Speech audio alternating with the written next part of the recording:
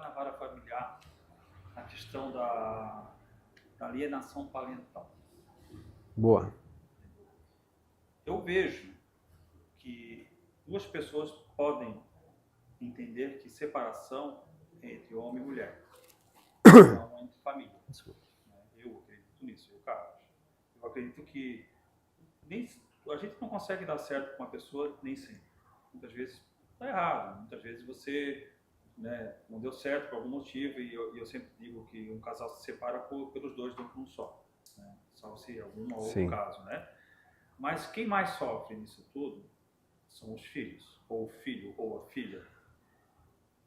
E como é triste essa alienação parental, né? Como é triste você ver algum casal sempre colocando a criança nesse meio. Como se resguardar a criança? Como evitar isso? Isso evitar não consegue, né, Bruno? É a pergunta de milhões, né? Eu diria, porque realmente é muito difícil a gente achar uma solução mágica, né? Gostaríamos muito de ter uma fórmula matemática e dizer, olha, faça isso que não vai acontecer aquilo. Na verdade, no direito não existe, né? O que acontece, na verdade, é que nós temos, sim, como já falamos, pessoas que acabam usando os seus filhos para atingir o seu companheiro ou a sua companheira, né? Isso, infelizmente... Para nós, 90%? Olha, não arriscaria esse número. Eu ainda sou otimista e quero... O ser humano é vingativo, né? Exatamente. Não é raro das pessoas buscarem um advogado e falar, olha, eu não quero me separar, eu quero acabar com a vida dele, né? E não é raro, infelizmente não é raro. A pessoa vem com mágoas, às vezes as pessoas vêm com aquele sentimento de vingança por uma traição, por alguma coisa, algum dissabor que teve naquele... Pela sensação de poder, né? Infelizmente, né? Infelizmente tem, né? Isso é do ser humano, infelizmente, e a gente tem que, nós que somos profissionais da área, temos que ter essa lucidez de bem orientar, né, essas pessoas para saber que nós não estamos ali para fazer vingança, mas sim justiça. Então, aquilo que realmente for possível, e aí é onde entra o bom profissional do direito. Porque eu sempre costumo dizer que quem começa a advogar, normalmente começa pela área de direito de família, porque é uma área onde você encontra facilmente clientes, né?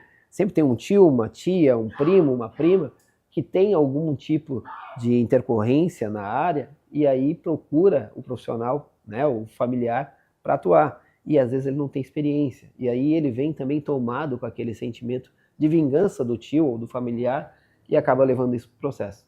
E é lamentável quando isso acontece, porque, como você bem colocou, quem mais sofre são os filhos. Como proteger essa criança?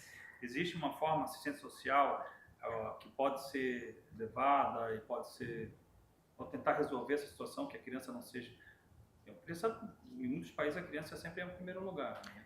Sim, a grande maioria dos processos que iniciam através de uma Maria da Penha, onde existe filho, por exemplo, normalmente vai vir com ele um processo também de alienação parental, porque há uma tensidade naquela relação que é levada para o processo e isso acaba, infelizmente, estragando, né, todo aquele trabalho da criação do filho. Como proteger essa criança, né? O primeiro, maior trabalho que pode ser feito é através do profissional que vai atender aquela família. Se ele tiver a lucidez, né, de explicar para o seu cliente que ele precisa resguardar, né, já teve casos, Carlos, da mulher chegar com 3 filhos para audiência comigo e quer botar os 3 filhos na sala de audiência. Eu disse, não vai entrar. Por quê? Porque não é por você, não precisa levar isso na presença do magistrado, porque a gente sabe que uma sala de audiência é fria, por natureza, principalmente quando a gente fala de direito de família. Vamos levar as 3 crianças para aquele ambiente hostil, onde ele vai ver o pai do outro lado da mesa, a mãe chorando. Por que criar esse tipo de lembrança, né? Entrar a fundo naquela briga dos dois. Não há necessidade. Não há necessidade. Então a gente pode preservar. E o grande responsável, né, e aí que eu digo, chamo muita atenção, por cuidar e zelar nesse processo, é o profissional da área do direito. E quando o profissional coloca... Agora vamos mais um caso. Quando o profissional coloca um dos filhos para depor? Vamos lá.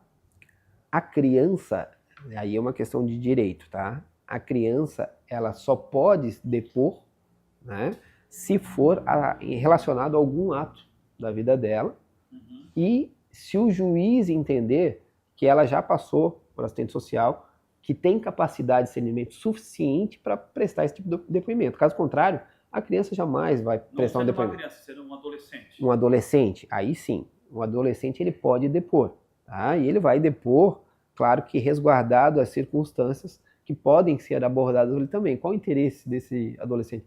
Ele teria alguma vantagem, né, com o pai ou com a mãe, ou com o resultado daquela ação diretamente? Então, se isto existir, se esse fato, porque ele pode depor, por exemplo, não, eu vi realmente meu pai agredir minha mãe.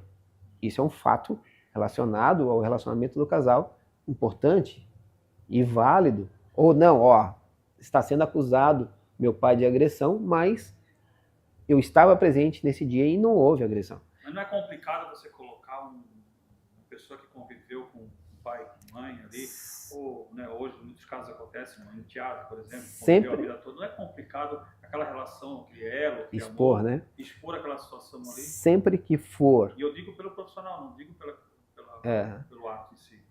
Eu posso te garantir que sempre que for o caso de ouvir um menor, vai passar por um estudo social previamente e necessitará, obrigatoriamente, da autorização judicial para que ele seja ouvido, tá? E se isso for solicitado, eu diria para você que são raros os casos e as possibilidades de matérias que podem ser ventiladas numa hipótese como essa, de ouvir um menor no relacionamento. Então, tenta-se realmente... O juiz já interpela na hora. Na hora... Não, porque quando ele pedir para ouvir, o juiz já vai indeferir essa oitiva certamente, ou se não tiver bem justificada, obviamente.